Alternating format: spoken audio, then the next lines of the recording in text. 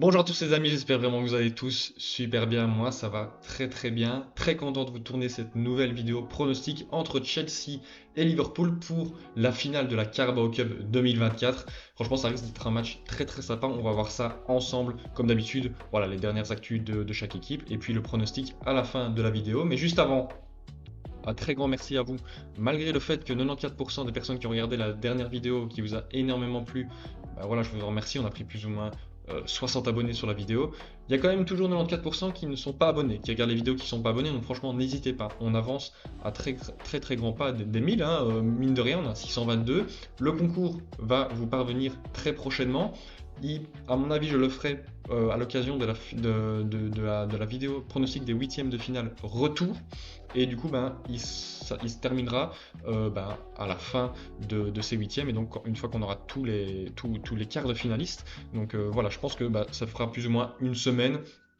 Non, 2 semaines du coup, ouais, c'est ça, 2 semaines. 2 semaines où vous pouvez, du coup, où vous pourrez vous inscrire au concours, tout simplement, ce sera pas compliqué. Il suffira juste de vous abonner et me dire en commentaire le maillot que vous voulez, tout simplement. Donc voilà, ce sera pour la vidéo pronostic des huitièmes tout mer. Ce sera mis en début de vidéo, donc vous serez au courant, ne vous inquiétez pas. Mais en tout cas, un très très grand merci pour les retours sur cette vidéo. J'ai été vraiment super content et on va essayer de continuer comme ça. J'espère que voilà, je continuerai à vous satisfaire. Donc voilà, moi c'est tout simplement le football, c'est ma passion. Donc une fois que moi, si je peux faire kiffer les gens avec ma passion, c'est tout simplement que du bonus. Donc voilà, nous on est parti pour la vidéo. Et donc comme j'ai dit, le dimanche 25 du 2 à 16h, la finale entre Chelsea et Liverpool pour cette Carabao Cup 2024. On se souvient déjà qu'il y a 2 ans, c'était déjà la même affiche pour la Carabao Cup. 0-0 à l'issue de ce match, tir au but, victoire de Liverpool. On se souvient que c'était une séance très très longue avec même les gardiens qui ont dû tirer. Et donc voilà, ça peut jouer aussi dans les têtes des Blues de Chelsea. Bon, voilà, comme ils ont perdu il y a 2 ans face à ce même adversaire, peut-être que ça peut jouer. Et en plus de cela, ils ont déjà eu 2 confrontations cette saison en Première Ligue. La première, c'était la première journée de championnat on avait d'ailleurs fait une vidéo pronostic. 1-1 à l'issue de ce match, un but de Luis Diaz à la 18e et Dizazi qui a répondu à la 37e. Mais plus récemment, le 31 janvier, victoire de Liverpool écrasante à Anfield 4-1 face à Chelsea. Donc voilà, c'est vrai qu'en ce moment, Liverpool est quand même au-dessus de Chelsea, mais c'est vrai qu'en un match, tout peut se passer, mais c'est vrai qu'au niveau avantage psychologique et antécédent, Liverpool est clairement au-dessus de Chelsea ces dernières années, et surtout cette saison et même la saison passée. Donc voilà, c'est vrai que voilà, 4 ans, et du coup, ça fait plus ou moins un mois après, ils se re-rencontrent pour jouer la finale. Ça risque d'être vraiment très très sympa parce que du coup ça ferait déjà la troisième confrontation entre ces deux clubs. Donc voilà, c'est toujours sympa quand on a des grosses affiches en finale. Et puis voilà, on est parti nous du côté de Chelsea. Et Chelsea qui s'est qualifié pour cette finale grâce déjà à un quart de finale remporté face à Newcastle au tir au but, victoire 4-2, mais aussi là, tout simplement tout récemment, la double confrontation face à Middlesbrough qu'ils ont gagné du coup 6-2, mais surtout la demi-finale aller perdu 0-1, enfin non 1-0 du coup à Middlesbrough, et après ils sont bien repris à la maison en gagnant 6-1. Donc voilà, on va pas se mentir, qualification attendue et normale, même si je pense que les supporters ont dû avoir un peu peur après la manche aller. Mais donc voilà, ils sont bien qualifiés. En première ligue, le dernier match, c'est quand même une note positive de jouer face à City à l'Etihad et de ressortir avec un point. Franchement, c'est pas non plus donné à tout le monde de faire ça. Les buts de Sterling, l'ancien de la maison, à la 42e, je vous mets les buts à l'écran. Et après, à la 83e, Rodri qui vient marquer un but après une belle action, encore une fois, dans le camp de Chelsea. Donc franchement, très très beau match et un match à retenir pour les hommes de Pochettino parce que on a senti vraiment une vraie guerre. Il ne voulait vraiment pas lâcher ce point-là et puis voilà, tout simplement. Donc franchement, très très bon match. Du coup, au niveau des stats, c'était attendu que City allait être tout simplement supérieur à Chelsea. Et voilà, tout simplement, au niveau du classement, toujours à la 10e place. Malheureusement, ça n'avance pas trop de ce niveau-là. 10e avec 35 points. C'est vrai que c'est pas non plus énorme. Moi, je m'attendais peut-être un peu mieux par rapport à la saison passée parce que voilà, je pensais que les joueurs allaient peut-être un peu mieux s'adapter. C'est pas trop le cas, mais on a quand même comparé à la saison passée, il y a quand même un état d'esprit qui est beaucoup mieux sous Pochettino. On sent vraiment qu'ils veulent gagner des matchs. C'est plus trop, voilà, ils sont plus trop laxés sur le terrain comme on a pu le voir tout simplement la saison passée. Donc franchement, ça c'est plutôt positif. Au niveau de la compo utilisée face à City, ben 4-3-3 classique, enfin, voire 4-2-3-1 avec double pivot Fernandes Caicedo. C'est quand même une compo qui fonctionne plutôt bien avec Chelsea parce que bah voilà, ça commence à avoir des automatismes et parce que bah, tout simplement les mêmes joueurs commencent à prendre de l'expérience et à jouer des matchs d'affilée avec une défense à 4, Chilwell, Colwill, Dizazi qui a été monstrueux face à Manchester City, homme du match d'ailleurs.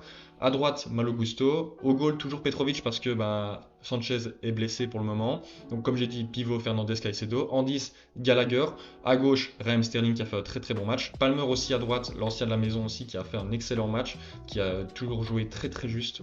Franchement, très très très bon joueur. Et puis en pointe, Jackson. Il y avait quand même sur le banc Nkunku qui aurait pu jouer, Mudryk aussi, Madueke. Il y a quand même de la ressource offensive. Malheureusement, il reste toujours beaucoup de blessés du côté de Chelsea. Wesley Fofana, toujours. Rhys James, Badiachil, Romeo Lavia, Cucurella et Ugo Chukwu. C'est vrai qu'au niveau secteur défensif et secteur du milieu de terrain, il y a beaucoup de blessés. Ça, c'est vrai que c'est quand même un peu dommage parce que il y a quand même du coup des joueurs qu'on aimerait voir comme Rhys James, Romeo Lavia qui n'a toujours pas disputé une seule minute. Donc ouais, franchement, c'est quand même un peu dommage. Mais il reste quand même une compo très très sympa. Moi, ce que j'ai mis, c'est Nkunku titulaire. J'aimerais bien le voir titulaire face à Liverpool. Parce que bah voilà, il est prêt, il est retour de blessure. J'espère que franchement Pochettino le mettra. C'est un joueur que j'apprécie vraiment tout particulièrement. J'espère vraiment qu'il le mettra titulaire, sinon je n'ai pas changé grand chose. Comme au niveau de la défense et du milieu, il n'y a pas grand monde derrière, j'ai forcément laissé les mêmes. Et puis au niveau de l'attaque, comme Sterling et Palmer ont très bien joué face à City, s'il n'y a pas de petit pépin physique, ils seront normalement titulaires parce que c'est un peu les moteurs de cette équipe, surtout Palmer. Donc voilà pour Chelsea. Maintenant on est parti du côté de Anfield avec Liverpool et eux, tout se passe bien en Première Ligue. Nouvelle victoire 4-1 face à Luton Town. Je vous mets les buts maintenant à l'écran. Pourtant, ils ont été menés à la 12e minute, but de Ogbene. Et il y a eu un petit moment avant l'égalisation de Van Dijk. Franchement, ils sont rentrés au vestiaire à 0-1. Donc c'était un petit peu, à mon avis, un petit peu de doute. Mais très rapidement, ils sont très vite remis sur pied. Et 56e sur un corner. Van Dijk qui vient mettre une belle tête décroisée. Gakpo ensuite qui vient directement remettre les Reds devant à la 58e. Luis Diaz ensuite sur une belle récupération d'Obertson qui vient faire un très très beau geste d'ailleurs, et puis tirer premier poteau, et puis Harvey Elliott à la 90e minute qui vient tout simplement clouer le match 4-1. Et franchement, victoire méritée, 29 tirs, 13 cadrés comparé à 12, seulement 3 cadrés du côté de Luton. Franchement, quand on voit les stats et quand on voit l'engagement que Liverpool a eu, surtout en deuxième mi-temps, pas plus particulièrement en deuxième mi-temps, c'est normal que la victoire leur revienne. Et puis en plus, c'était pas la seule victoire qu'ils ont clôturé sur un 4-1. Le match d'avant aussi face à Brentford à l'extérieur. Voilà, directement Darwin Nunez, McAllister, Salah, Gakpo. Enfin franchement, pour le moment, du côté de Liverpool, tout va très bien. Ça marque. La dernière défaite en date, on ira voir ça juste après, c'est face à Arsenal.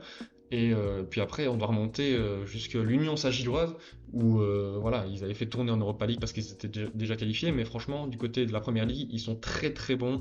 Comme vous pouvez le voir, sur les 5 derniers matchs, la seule défaite, c'est face à Arsenal. Donc voilà, c'est pas non plus face au dernier du classement. Et donc, par contre, au niveau du classement, ils sont premiers, avec pour le moment 4 longueurs d'avance en attendant le match de retard que City a.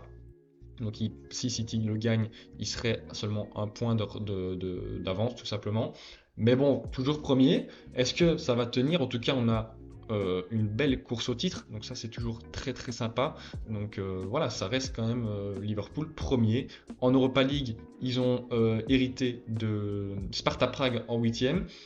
Donc voilà, peut-être que si ils gagnent le Carabao Cup, s'ils gagnent le championnat et s'ils gagnent l'Europa League, peut-être un triplé. Alors c'est pas le niveau de Ligue des Champions, d'accord, mais pour la dernière année de Klopp, ce serait quand même plutôt sympa.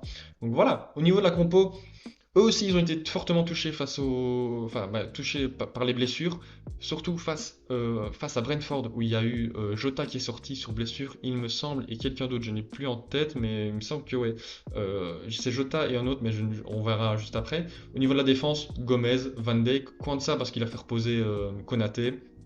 et Bradley à droite, parce que Arnold est blessé. Bradley qui fait quand même un très très bon taf. Au niveau du milieu de terrain, Endo, McAllister et Gravenberch, ça marche plutôt bien en ce moment, surtout Gravenberch, il m'étonne un petit peu. Je m'attendais pas à un aussi gros niveau de sa part, mais bon, tant mieux pour lui et pour Liverpool. Et au niveau de l'attaque, du coup, Diaz, Gakpo, Elliott, en l'absence de tout simplement Salah, Jota, etc. Donc ils ont dû composer sans et ça a plutôt bien fonctionné. Donc voilà, au niveau des blessés, il y a Matip, Jota, Alisson, Arnold, Thiago encore une fois, Curtis Jones, Bajcetic. Je crois que c'est Curtis Jones qui est sorti face à Brentford, il me semble. Ou ouais, je ne sais plus exactement, mais en tout cas, il y a aussi trois incertains, Darwin Nunez, Mohamed Salah, Szoboszlai. Ce serait vraiment très dommage de ne pas les avoir ces trois-là pour cette finale parce que c'est quand même trois joueurs très importants cette saison. Szoboszlai, c'est quand même celui qui dirige le jeu, qui mène tout simplement cette équipe, qui a une très bonne qualité de passe, une très bonne qualité de tir. Salah, on ne le présente plus du côté de Liverpool. Et Nunez, quand même important parce que c'est lui quand même qui marque pas mal de buts et qui donne pas mal d'assists. Donc ouais, franchement, c'est dommage s'il n'est pas là. Du coup, comme ils étaient incertains, je les ai mis sur le terrain. J'ai pas mis par contre Szoboszlai parce que ça fait quand même un petit temps lui qu'il est blessé, donc peut-être qu'il sera sur le banc.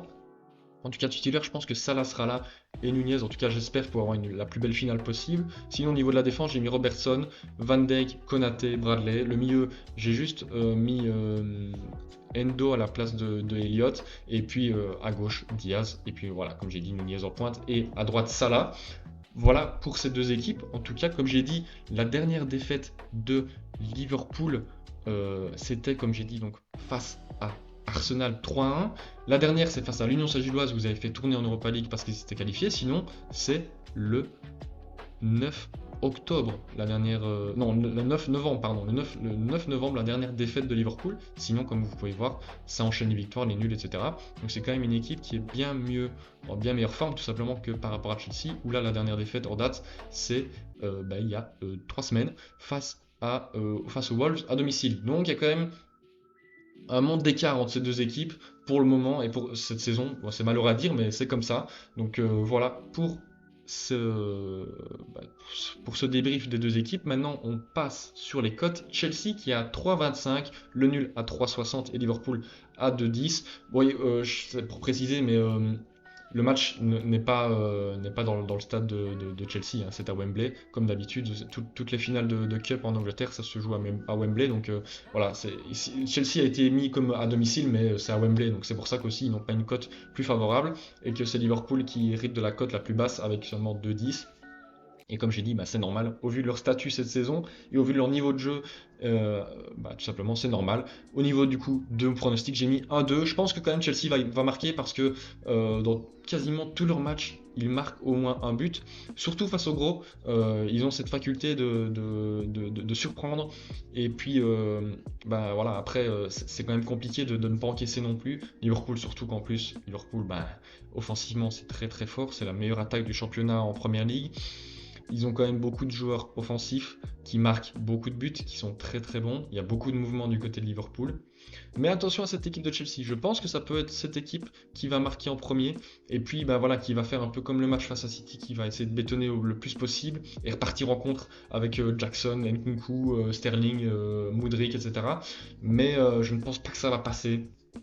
Je pense que Liverpool va gagner ce match. Peut-être une prolongation et encore, je ne sais pas. Mais c'est possible, la prolongation, je vois peut-être un 1-1 et puis prolongation, Liverpool reprend l'avantage. C'est possible. Maintenant, voilà, ça reste un pronostic, c'est tout simplement mon avis. Vous pouvez ne pas être d'accord. D'ailleurs, n'hésitez pas vous à me dire en commentaire votre pronostic pour cette finale. Ça m'intéresse vraiment très, très grandement. Je pense que la majorité verra Liverpool gagner, mais dites-moi quand même votre score parce que selon mon score, je peux savoir un peu le scénario que vous faites de ce match. Au niveau des buteurs, j'ai mis Nkunku du côté de Chelsea. Voilà, je pense que s'il est titulaire, il peut faire très mal à cette équipe de Liverpool. Et comme j'ai dit, marquer très très vite dans ce match. Et du côté de Liverpool, j'ai mis Diaz et Mohamed Salah. Voilà, Diaz, on sait bien que c'est quand même un joueur qui ne lâche jamais rien. Et lui, ça peut être le joueur qui va mettre le 2-1, par exemple, en prolongation, je ne sais pas, ou dans le temps additionnel. Ça peut être ce joueur-là. Et Salah, on connaît son pied gauche, on le connaît aussi qui sait très bien tirer des pénaltys. Donc s'il y a un pénalty, ce sera Salah qui va s'en occuper. Donc voilà pour les deux buteurs du côté de Liverpool. Et tout simplement, voilà pour cette vidéo, les amis. J'espère vraiment que vous l'avez apprécié. Moi, c'était vraiment vrai plaisir de la tournée. De toute manière, moi, les matchs en anglais, c'est toujours un plaisir de les regarder et de vous les débriefer en format pronostic. Donc voilà, j'espère vraiment que vous avez kiffé. Si c'est le cas, n'hésitez pas à liker, à vous abonner. Je vous dis à très très bientôt pour une nouvelle vidéo. Ciao ciao!